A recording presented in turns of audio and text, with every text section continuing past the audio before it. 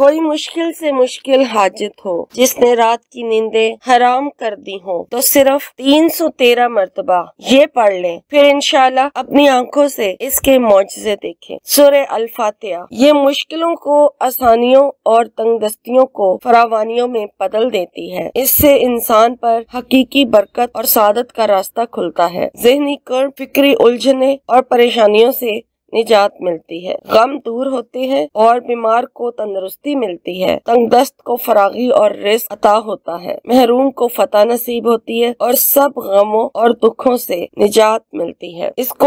इस सूरह को यानी सूरह अल-फातिहा को 11 मरतबा पढ़ना है। 10 बार जब पढ़ चुके तो जब 11वीं मरतबा पढ़ने लगे तो उस वक्त जब आप इसकी इस आयत इय्याका नअबुदु व इय्याका नस्तईन पर पहुँचे तो इस आयत को 313 मरतबा पढ़े और फिर बाकी की सूरह जो रह गई है उसे कंप्लीट कर ले और फिर उसके बाद अपने रब के हजूर ढेर सारी दुआएं कीजिए। इंशाल्लाह इस अमल की बरकत से जो मैंने आपके से शेयर किया है इसके सारे फवाइद और उसके अलावा अनगिनत फवाइद आपको हासिल होंगे। वमा अलैना इल्लल बलागुल मुबीन।